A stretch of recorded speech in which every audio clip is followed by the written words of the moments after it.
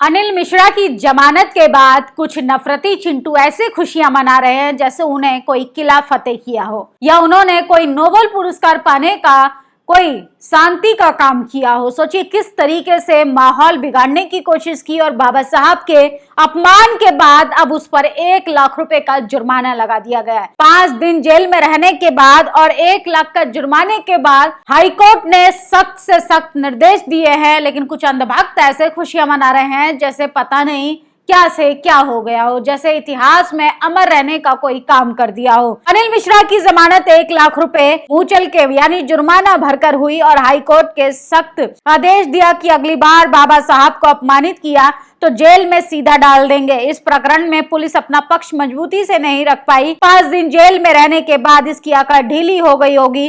बाबा साहब का अपमान करने वाले पहले 1000 बार सोचेंगे। ध्यान रहे, अनिल मिश्रा पर जो केस चल रहा है वो खत्म नहीं हुआ, ना ही एफआईआर क्रैश हुई है। तो तमाम लोग ऐसे खुशियां मना रहे हैं कि जैसे अनिल मिश्रा नाम के व्यक्ति ने कुछ बढ़िया काम किया और बाबा साहब का पुतला जलाया है। वो बाबा साहब जो इस भारत के संविधान के निर्माता हैं। और सोचिए कुछ अंधभक्त अपनी तुच्छ राजनीति के चक्कर में ये तक भूल गए हैं कि हमें किसका विरोध करना चाहिए, किसका नहीं करना चाहिए। अम्बेडकर की फोटो जलाने वाले एडवोकेट, सो कॉल्ड एडवोकेट है अनिल मिश्रा को बड़ा झटका। हाईकोर्ट से नहीं मिली राहत, आरोपी अभी भी जेल में ही रहेंगे। तो तमाम लोग जो हैं वो फेक खबरें भी फैला रहे हैं, झूठी खबरें फैलाकर खुशियां भी मना रहे हैं, लेकिन उनको अभी भी राहत नहीं मिली है।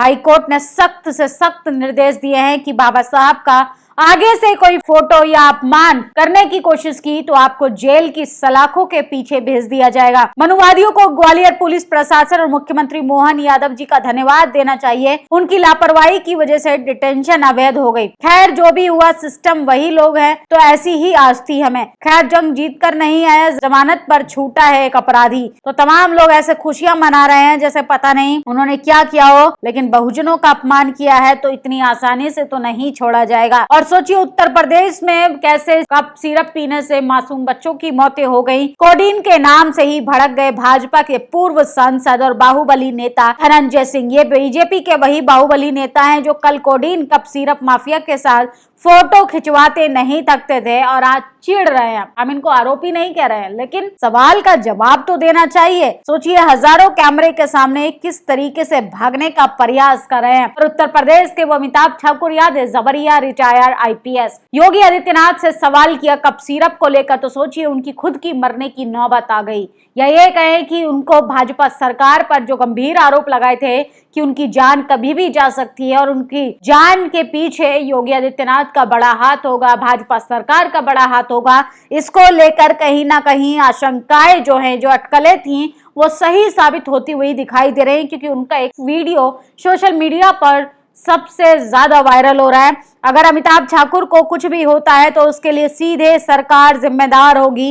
एक पूर्व आईपीएस के साथ ऐसा हो सकता है तो आम जनता की क्या मिसाल। जेल में बंद अमिताभ ठाकुर को हार्ट अटैक की आशंका जताई जा रही है। तो जो कल तक बंदा अच्छे से बाइट दे रहा था, सोचिए आज वो हार्ट अटैक की आशंका जता रहे हैं। तो इस देश में पुलिस प्रोटेक्शन में भी कई लोगों की जानें जा चुकी हैं। निगरानी रखिए कि अमिताभ ठाकुर जैसे हम होनहार शख्स को ना खो दे। दिल्ली के दर्जनों बुलडोजर पहुंचे सिर्फ एक मस्जिद ढहाने के लिए। विश्व में इसे क्या संदेश जाएगा। अल्पसंख्यकों को दोयम दर्जे का नागरिक बना दिया है। देशद्रोहियों ने अपने पुरखे अंग्रेजों की गुलामी करते रहे। अब्दुल का योगदान तो आज भी इंडिया गेट पर लिखा होगा।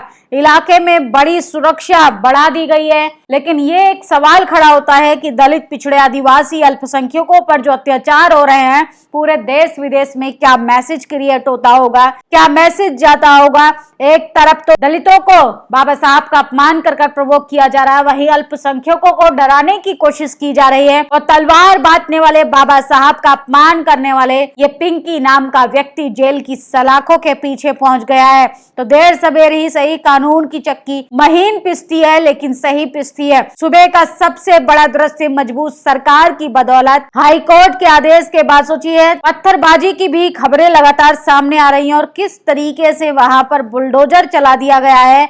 बुलडोजर लगातार भारतीय जनता पार्टी के विकास के मैनिफेस्टो में सबसे आगे रहता है। अगर दलितों पर, पिछड़ों पर, आदिवासियों पर, मुसलमानों पर बुलडोजर चलाना होगा तो उसमें पेट्रोल पूरा हो जाता है। वहीं स्वजातीय लोगों पर बुलडोजर चलाने की बात होगी तो उन पर बुलडोजर नहीं चलाया जाएगा। तुर्कमान गेट के ऐतिहासिक मस्जिद फैज इलाही को लेकर स्थिति बनाई जा रही है, वे चिंता का विषय है। हम स्पष्ट कहना चाहते हैं कि कानून संविधान के दायरे में रहकर कोई भी फैसला होनी चाहिए। बिना संवाद और पारदर्शिता के कोई भी कदम सामाजिक सौहार्द को नुकसान पहुंचा सकता है। तो दिल्ली गेट के तुर्कमान गेट पर बुलडोजर चलाने के लिए तमाम फोर्स बुलडोजर को लगातार लगा दिया गया है, लेकिन एक सबसे बड़ा सवाल खड़ा होता है कि दिल्ली में प्रदूषण से जनता लगातार परेशान है, लेकिन दिल्ली की सीएम रेखा गुप्ता को और केंद्र सरकार को मस्जिदों पर बुलडोजर चलाना सबसे बड़ा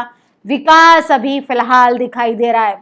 तो सोचिए, अनिल मिश्रा को जमानत मिल गई है, लेकिन ये अभी हाई कोर्ट ने नहीं कहा है कि उसका केस जो है वो क्रैश हो गया, उसकी एफआईआर क्रैश हो गई है, उस पर केस लगातार चलेगा। 1 लाख के जुर्माने के बाद उसको वार्निंग देकर फिलहाल जमानत पर छोड़ दिया गया है। उस अपराधी को जमानत मिलने पर कुछ अंधभक्त ऐसे खुशियां मना रहे हैं जैसे उसने कोई किले फतेह कर दिया हो।